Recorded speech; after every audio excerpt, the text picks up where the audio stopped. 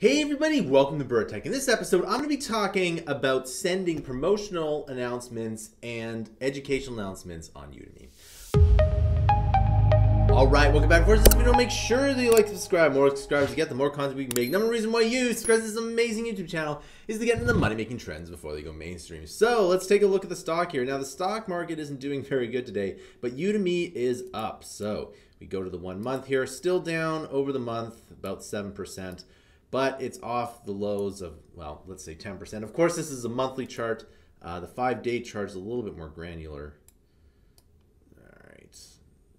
Nevertheless, it's going up a little bit. I like to keep this on here just to see what's going on here. But as you can see here, this is, my basically here, we can take a look at this. Not a very good day for the stock market. We got some things tanking quite a bit here.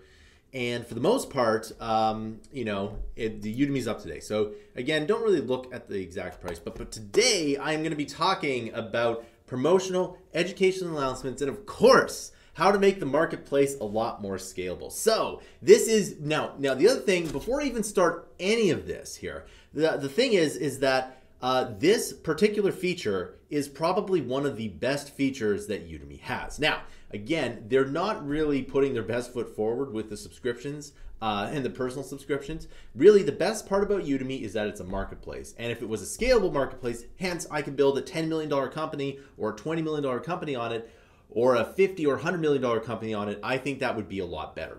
I think it would be a lot better for, well, basically everyone. That's my position, right? So the other thing that's really good about it is that you get to talk to, well, your customers, but there is some hard lines and some hard limits. And you know what? To be fair to Udemy, it's not necessarily a bad idea. Like, a lot of the things that they're doing make a lot of sense. However, things over the years change, and I want to talk about that, okay? So first things first, there's the promotional versus educational announcement. You get 2 promotional announcements and 4 educational announcements here. So the educational announcement is where you get to send the student an announcement. That's basically once a week, by the way. There's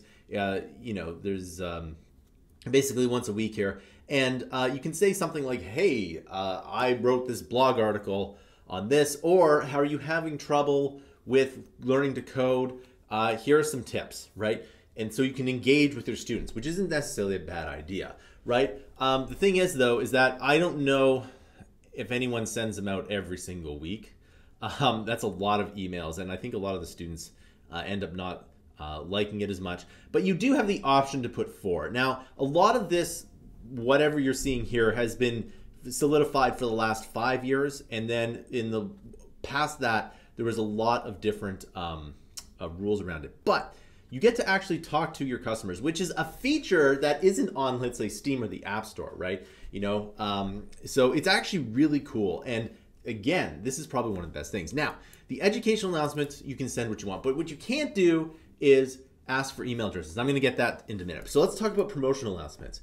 Promotional announcements is where you send for like a discount for your own courses. Now, the thing is that Udemy has changed the way it does discounts. And I'm going to be getting that into a completely separate video because it's really important, right? And I'm going to be making a lot of videos about pricing. But nevertheless, you can send your particular list of people more of your courses here. And so, they'll tell you to send email announcements and follow the steps below, right? So, and it's basically, that's what they're doing here.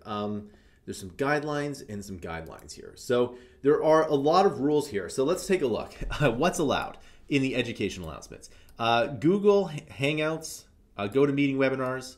I didn't know you could do that. Look at that. It's been a while since I've been to this page. Linking to your blog where students can read a useful post, and there's an options for students to sign up for more information on the side. Linking to your blog where there's main visual element educational, and that minor advertisements on the side panel. Okay, so they've updated this since the last time I did it. This is actually a good thing because, I used to send people to my blog, but then I had a pop-up that said sign up to our mailing list, and they didn't like that. I don't know if that's still not allowed, right? So you can't use webinar, you can't export the mailing list, lead pages, mailing list. They're really paranoid about you leeching customers off of them, which I don't think is necessarily a bad thing for them and I think they would get a lot more money from people, or more people signing up, right? Because when you think about it, the instructors, if they make more money, it's going to attract more top talent, right? And again, top talent leaves Udemy every single day. Well, maybe not every single day, but like top talent does either leaves Udemy or never starts on Udemy. That's probably what the big thing. And linking to your blog where the main visual element is promotional, even if there's an educational material. Okay, so these rules are still a little bit unclear. I'm not sure, like, you know, and I just don't do it anymore because you get these 3 strikes, and you know, I don't want to lose my stuff here. So you may not include links or references to other Udemy courses. And this is educational, by the way. You not include links to off-paid Udemy content. You may not include links to references to any site. You may not include links, references to affiliate links or personal information, okay? And so if you see someone doing this, you can add their violation policy here, okay? So as you can see, it's basically like, okay, and to be fair, Udemy does a really good job at this because for every person that does something, you know, quote unquote ethically, there's like 3 people who do just try to scam the system. However, it would be, as you can see, what they really don't want you to do is to use your course as a lead magnet for anything else. And see, it would be better if you could do that, right? And so, for example, let's say I created a software as a service that helped people learn to code, right? That is not available on Udemy. And I could say, look, you can grab this discount. You can get 2 months or 3 months free on my site. Thank you, right? Pretty cool. I think that would be great for me, but they won't let you do that because they're paying marketing dollars here. But see, when they're paying marketing dollars, they don't really have to do that because if the marketplace was scalable, that is, if the search algorithm was objective, I, the instructor, would be paying like Google ads or Facebook ads or even my own list to pump up my sales for my own courses, right? And then I wouldn't, they wouldn't have that problem, right? So they're really controlling. They're like, we have to do this our way. We're spending money to do it our way, and you cannot leech off of our success for the most part, right? You get a lot of prestige, etc., but you know, you really don't want to do that. And so there's a couple things here like this. I don't know. So it's like, I guess you can have a sign up on the side, but if it's like a pop-up, that's also not good. So it's a little bit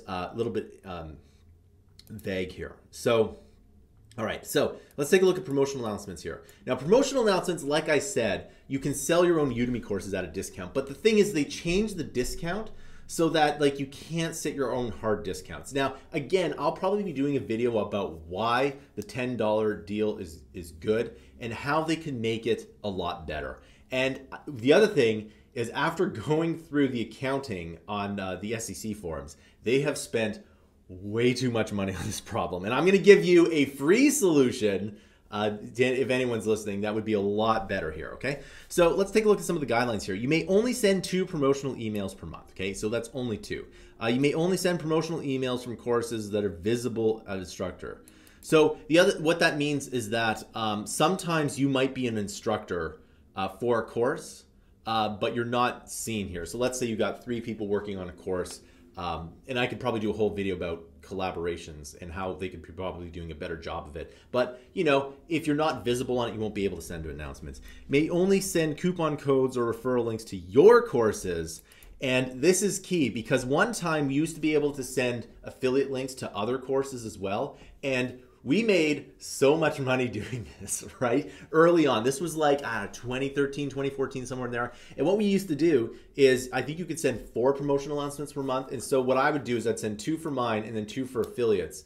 And like we all got together, instructors, and we like promoted our own courses. It was brilliant. It was awesome. We made so much money together doing it. But then they stopped that. And I don't know why they did that. I thought it was a really good idea. It's like, because like, if I want to promote someone else's courses, it's saying to that person's course that, hey, this is good, right? And you know, this is exactly how other businesses work, right? You know, if I could do that. Anyway, that was one thing early on where, you know, the corporate just came down on all the instructors. And you know, we're making quite a bit of money doing it. It was really good. And you know, the idea is that you give a course away for free, you get a bunch of students, and then you upsell that course or affiliate courses to other students, and you can make a lot more money. I thought that was really good. And it worked. It really did work, but they didn't like it, right? Because again, the thing about Udemy HQ is, or UHQ, is that they want you to do things the way they ought to be done versus what probably makes the most money.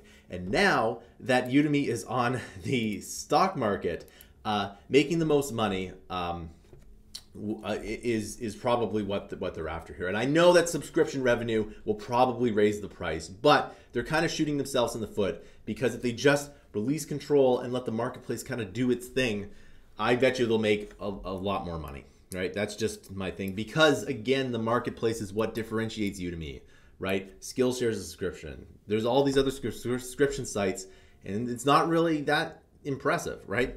So they're really trying to do that. They have spent ungodly amounts of money trying to do this, and I just don't think it's the right way to go. So anyway, so what else do we have here? You may only send promotional emails. Okay, we got that here. You may only send coupon codes or referral links to your course. Okay, got that here. You may not include external links, references in promotional emails. This includes, but not limited to, links to YouTube or other platforms that make money, or ask your personal information on your own website. So, yeah, in educational announcements, I do believe you can get into YouTube, right? You may not ask or post personal information about students. Okay, that's pretty basic, right? But nevertheless, you can kind of see that they've set up some guidelines. You can only promote your courses only, at a discount. But when they change the discount, it doesn't really favor you. Now, the other thing, when you create your own discount, you get 97% of the course. And the reason why it's 97 is that 3% goes to transactions, right? Now, I think that should be 95%. I'm gonna be doing a whole video about that later here. That's a throwback to like 2013, right? Like that whole kind of setup here. But it's really not bad. Now, here's the thing. For me personally, my promotional announcements have been going lower over time. And the other thing is we have some analytics into how Udemy sends out these emails, but they could be better. I'd really like to be able to hook up a third-party system to see it work here. But there's no incentive for Udemy to make the promotional announcements on this better, and that's kind of a problem in my opinion. There should be at least some incentive. And it really does work. Now, these two features here are, again, probably one of the best features about Udemy. Now, I really wish they would be a little bit better, right? I wish you could sell your own products, right? And you know what? There could be a review process, right? It's like, what product do you want to sell? Now, I know that's a lot of extra work, right? But I've been working with Udemy for 10 years, and I can't do that. Like, I could promote my Kickstarter onto Udemy. And what I would really like to do, and here's what I would really like to do, just like big picture, I want to put my courses on Udemy, give a lot of them away for free, right? Get that email list, and then upsell the content, right? That's what I really want to do. And that's what a lot of people want to do as well. And we could upsell not only my content, but I could upsell other courses, right? I think that would be good too, right? It's like reaffirming that, those other courses are good. I think it's a win-win.